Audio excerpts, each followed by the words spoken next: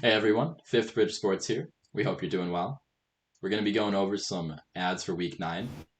Now, this video is a little bit different. We've got our video working, so you'll be able to finally put a face to the voice you've been listening to. My name's Alex. It's my boy Aiden. What's up, everyone? Alright, let's get started.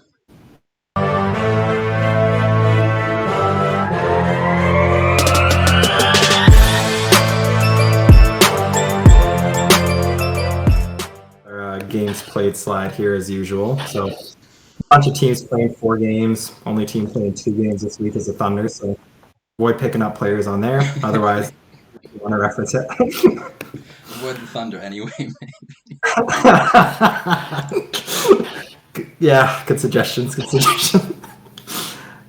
Games played by day we have broken down here. Tuesday, Thursday, lower volume game days. Having teams playing on those days might give you a little bit of a boost. So yeah, looking out for that.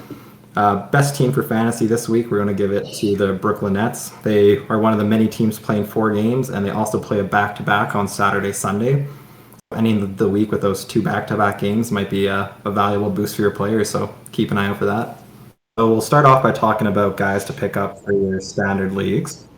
So first name we have here is Steven Adams. So rostered in 63% of leagues. Steven Adams has been someone who's been super inconsistent for fantasy. He had a game this week where he put up 43 fantasy points, had like a 15 point, 15 rebound game. Then he's also given us games where he's given us like 20 fantasy points. So a bit inconsistent, but he is a starting center. Also is getting some good rebound numbers, and he does have that potential to give you some good games. He is a center position, so because of that, I think you should be considering looking at him and picking him up if you need to fill that role. Next, we have Chris Duarte. He's a rookie for the Pacers. So recently, kind of throughout this last week, there's been some news with the Pacers and how they might be looking to transition towards more of a rebuild, look to move Sabonis and possibly Miles Turner are the 2 main names.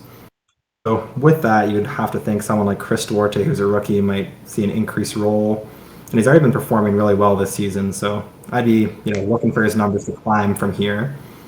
Josh Hart's our next player, 53% rostered. There has been some news with Zion Williamson that he is maybe out indefinitely as his foot soreness is just continuing. Josh Hart has been in that starting lineup and has been giving us some really good fantasy games. So, yeah, I definitely would pick him up if you're able to in your league. Next, we have Clarence Davis. He's one of the guys who's really rocketed up this last week in terms of how many people have him on their team.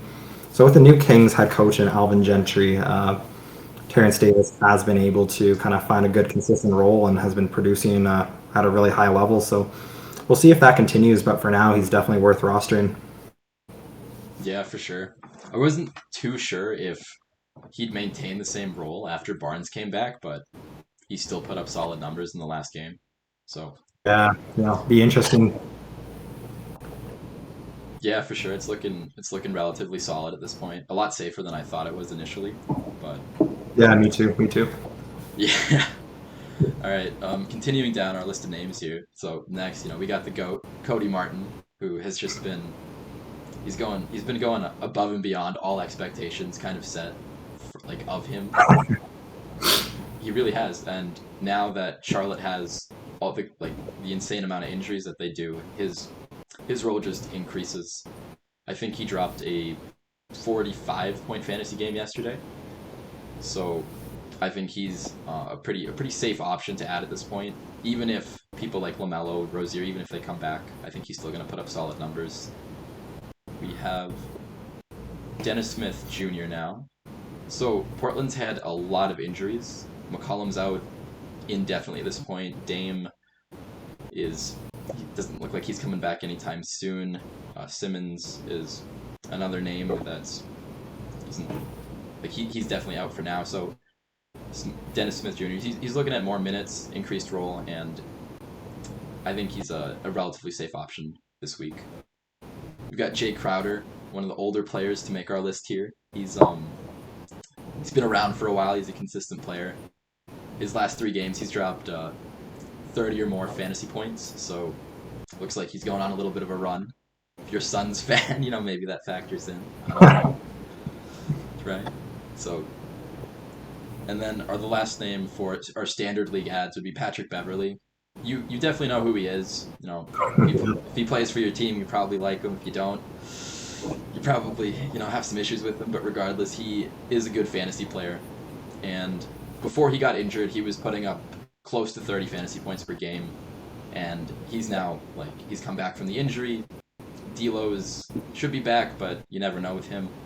So Beverly could be looking at some extended like playing time, slightly larger role, and I think that translates into good fantasy value.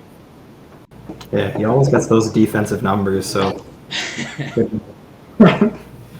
Yeah, defensive numbers, or they'll fight another player. It's really yeah. nice. If only that gave you some fantasy points, eh? All right, now we're gonna go over some players to add in deeper leagues. So again, your 16 team, 18, 20 team leagues. All right, so we're gonna start with Osman. He's been a deep league player like before the Sexton injury. Recently, he's been putting up solid numbers. His minutes have gone slightly up, so definitely take a look at him. Our next name, there's a little bit more uncertainty around him, but could potentially pay off in a nice way. Markel Fultz. He'll be back relatively soon. Suggs is currently injured, and Fultz is someone that was a good fantasy player, good fantasy ball player like last year. So if he remains healthy, he could put up good numbers. And now we've got Campazzo. He's just like he's been really consistent over the past few weeks. His minutes are going up, and at the percentage that he's rostered, the numbers that he's putting up are they're godlike at this point. They're pretty nice. I definitely consider looking into him. Yeah, he's been going off really for a 5% run. Like, honestly, if he's available in a deep league, like you grab him. For sure. Next we got Kenrich Williams. I've heard this guy sometimes nicknamed Kenny Hustle. He goes out there, works hard, will get you those rebounds, give you some good defensive numbers too. He plays on the Thunder. He's had a bit of injuries and missed games this season, so he's been back recently, played 20 minutes per game. So as long as he's on the court and the Thunder are giving him minutes, I think he's someone worth looking at. Next, we have O'Shea Brissett. So he's one of those guys on the Pacers, kind of similar like we were talking about earlier. So if they are transitioning towards a rebuild, he's one of those younger guys, has been getting 20 minutes per game. Maybe we see that increase a little bit more. We see some trades happen as time goes here. So I definitely think I would consider picking him up if he's available. So next we have Cam Thomas, rostered in 1% of leagues. So he has seen some more minutes recently with some injuries. He's been a player I've been personally watching since the summer league to see if his role increases.